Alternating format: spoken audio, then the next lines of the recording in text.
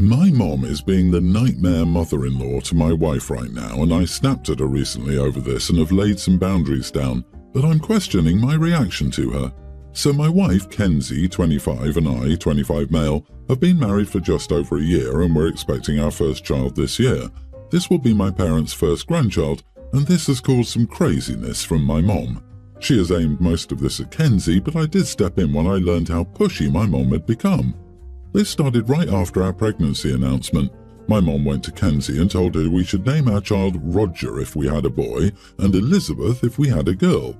Roger was my mom's grandfather, and she wanted to name me or one of my brothers Roger, but Dad vetoed the name every time. Elizabeth is her favourite girl's name, and my dad vetoed that for my sisters too. Kenzie told her we weren't looking for name suggestions and that we'd already discussed a few. My mom told her the names were important and should be used. A couple of weeks after the first incident, my mom asked Kenzie if she knew whether baby Roger or baby Elizabeth was joining the family. Kenzie told her neither of those names was in the running and we didn't know yet. Kenzie mentioned Mom bringing up the names to me then, but downplayed how pushy she was, so I said nothing. We learned we were having a boy and my mom became so pushy that she ordered blankets and clothes with the name Roger embroidered on them. The first we knew of this was when she gave us a little door decoration with the name Roger on it. I told my mom then that we still needed to finalise a name and would announce it after he's here anyway. She went to Kenzie again and told her she was making her angry by refusing to comply. They argued about it and Kenzie told me about it afterward. I talked to my mom and clarified some things, and she asked why nobody in this family wanted to use the name she loved. I told her she should work through that herself because we are not obligated to use them. She then sent a gift package with all the clothes and a blanket with the name Roger, and she sent them to my wife and posted them on social media. This made people assume we had chosen the name Roger. This is when I lost it and confronted her about the pushiness. She told me it was important to take her opinion on board as my mom and our son's grandma, and that's when I told her that she had zero rights to name our baby and her opinion wasn't wanted or important here. My mom told me it was rude to dismiss her opinion and feelings as unimportant and that I should have more respect for her. It made me realise we need space from her right now, but also I do wonder if I went too far. Am I the idiot? Not the idiot, but you didn't go far enough. You sit Mom down and have a come-to-Jesus moment. Tell her you and Kenzie are stepping back from her for the rest of the pregnancy because of her actions. Your wife should not be subjected to this crazy. I'm betting she brings it up every time you talk on the phone or in person. Tell Mommy not so dearest that Roger will not be your son's name. You keep giving her hope by saying you haven't decided. Tell her no. Even if you loved it before, that name is tainted now. Tell her she's gone too far and you're stepping back to enjoy what's left of the pregnancy. Then grey rock her. She doesn't get any more info. Have Kenzie block her and anyone else that gives her crap. Everything goes through you.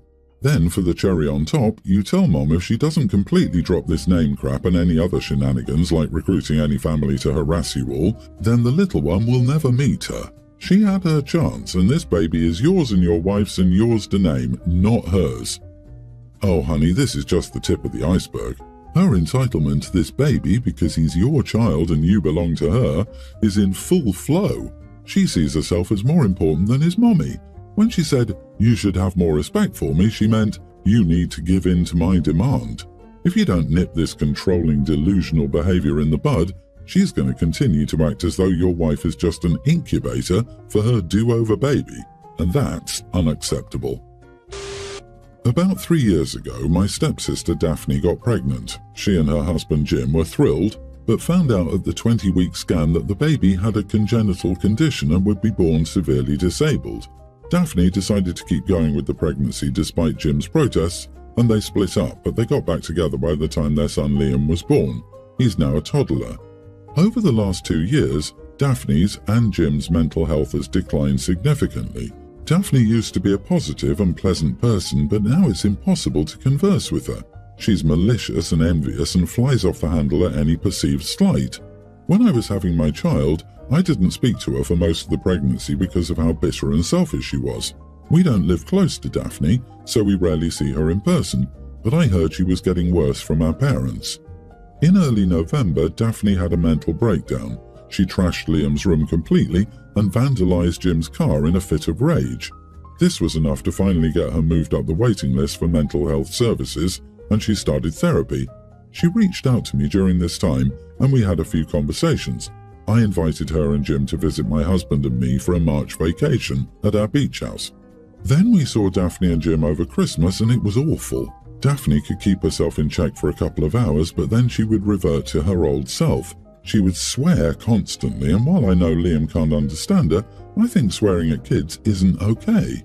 Whenever I expressed concern for her, she would just snap that I needed to get off my high horse about having a perfect child.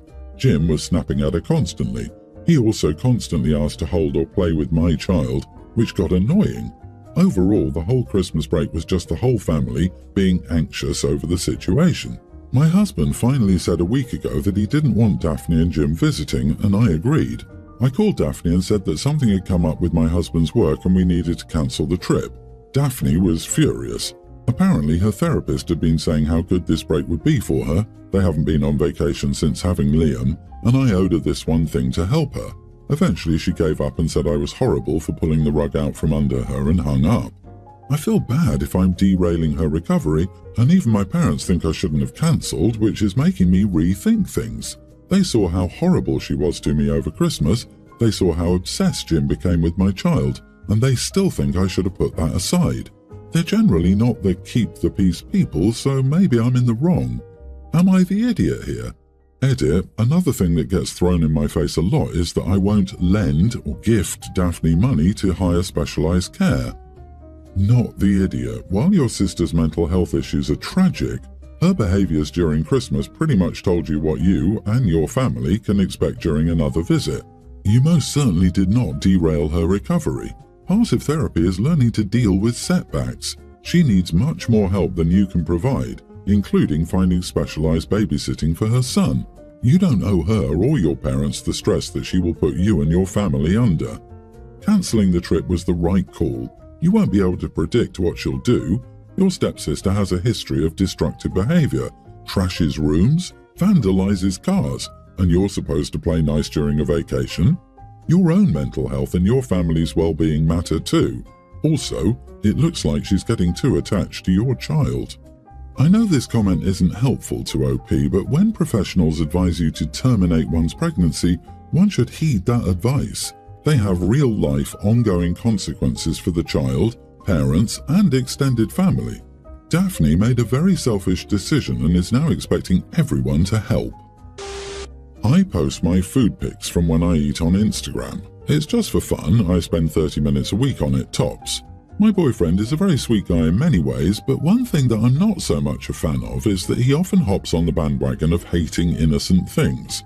Not just liking something, but making sure everyone knows he doesn't like it, or even if nobody asked. I can't help but notice a theme. Pumpkin spice lattes, pouty selfies, Taylor Swift, etc. As you can guess, he dislikes the food pictures and thinks it's annoying and cringeworthy. He doesn't even follow my Instagram, even though he has an account. Even though I don't have many followers, I've started getting occasional offers and invitations from restaurants in my city to try their food for free in exchange for a review. Nothing crazy, no steak dinners so far, but I've gotten a few sandwiches and several baked goods. Well, I just hit the big leagues and got invited to a new restaurant opening with a free appetizer and entree for me and one guest. I immediately invited one of my Instagram friends, with whom I've gone out to eat on several occasions, and who also enjoys taking food photos. I told him eventually, and his bad attitude would hinder you from getting it done right. Not the idiot. I also want to gently point out, as a married woman of 21 years, that for a relationship to work and be healthy and happy, your partner needs to be supportive of the things you're excited about. They don't have to be interested themselves, but they do need to encourage and lift you up. Your boyfriend is disdainful of your passion. Did you know disdain has been scientifically proven to be one of 4 predictors of future divorce? True story. To gently point out, the things he actively hates are all associated with women. No, he doesn't have to like it at all, but actively hating is part of misogyny. I don't think this is a good guy. He sounds exhausting with his "I'm cooler than everybody because I hate popular things" attitude. Go and have fun with someone who isn't a sourpuss. Enjoy your dinner. I think my sister needs to get over herself and realize she put herself where she is now. She thinks I'm insensitive and should care more about family, so here we go, I guess. My sister and I grew up in a 2-bedroom trailer. Our parents had 5 kids. It was as trashy as it gets. Our family was poor as dirt. Our mom was a waitress and our dad worked construction. I told myself I wouldn't live like that as an adult and would make better choices than my parents. My sister did pretty much exactly what our parents did. She got pregnant at 16 and kept it even though abortion was an option. She's had 5 more kids since then, though the triplets weren't her fault. For some reason, there are a lot of multiple baby pregnancies in our family history. My sister doesn't work because they can't afford daycare, and her boyfriend, the father of just the triplets, works as a bartender at Chili's. They live in a smaller apartment and want to move but have bad credit. My sister looked on the offender registry and now she's afraid because a bunch of them live in her neighborhood. She keeps telling me that she wants me to give her money, saying things like, praying for a miracle that I somehow get the money to move my kids into a better neighborhood. Recently, my husband and I took a New Year's week trip. It's been frigid and going to Ibiza for a week was refreshing. I posted pictures on my social media so my friends could see them and my nosy co-workers. My sister commented that I shouldn't flaunt my life when my family members struggle to get by. I texted her and told her not to post petty comments on my social media where my co-workers can see, and that if she has something to say, she needs to just say it. She asked me for money, and I said no, and she was all mad at me. I don't understand her thought process. I work really hard for everything I have. She's made bad choices that left her where she is. Am I the idiot for posting my life where my sister can see? Not the idiot. Nobody forced her to look at your pictures. If you give her money, she will have more kids. She's probably going to anyway, but it'll be a waste. Yep, she is living the consequences of her actions. Sharing your experiences isn't flaunting. She's just jealous. She made her choices and you made yours. You are not obligated to fund her choices. When your nibblings are older, you can buy them things they need directly to help your sister out, or take them on vacation, but you don't need to subsidize your sister's choices. It would be different if she lost everything to a fire, or if one of them needed expensive medical treatment, then it would be good to help her. OMG, her first unplanned pregnancy is an accident. 3 more is a lifestyle choice. Your sister has made choices, and now she can live with them. She should investigate programs that provide childcare assistance and seeing it's enough to get her into the workforce.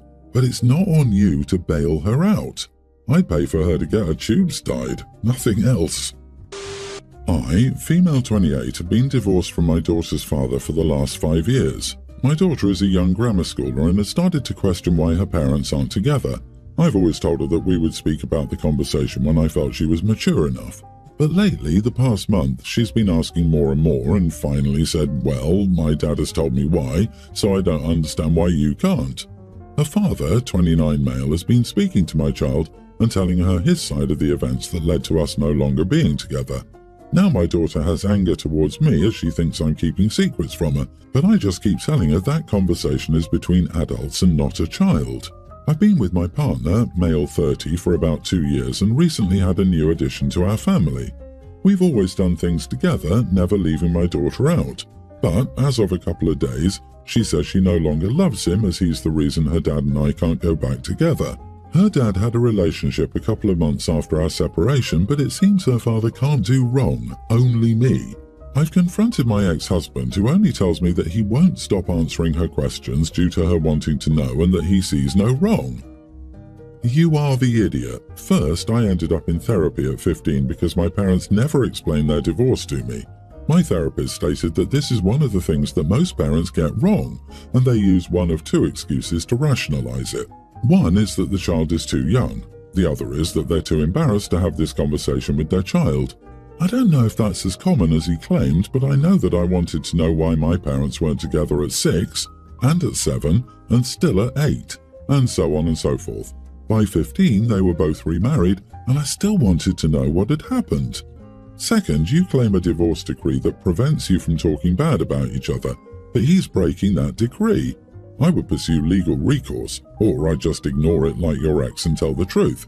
I'm also pretty sure that telling the truth can't be seen as talking bad about him. Honestly, it sounds like you just don't want to talk to your daughter about it and are using this decree as an excuse not to. Have you cheated? No, he used to travel for work and I would stay weeks by myself, which I got used to. Our first year of marriage was terrific, with no issues as I thought, but eventually I noticed things changing a little at a time. He used to argue and then he would go out and come back home when he was done having fun, as he said he needed to de-stress. I ended up going through his phone and noticed multiple women he was having relationships with within the city he would travel to for work. And worst of all, when he had to work, which was actually his vacation time, he was with another family than being with us. So all the cheating and lying, I couldn't take it anymore, so I decided to file for divorce. Then definitely you are the idiot for not clearing the air. Poor kid doesn't have any idea, and by not doing it first, you can make whatever he says sound plausible because he's already strained your relationship with her. I understand why you wouldn't want to, but regardless of age, the child needs an explanation. The fact that you know he's twisting things to make you look bad is reason enough to get her counseling so the therapist can help you navigate. Give her the tools via therapy to see through his BS. Good luck.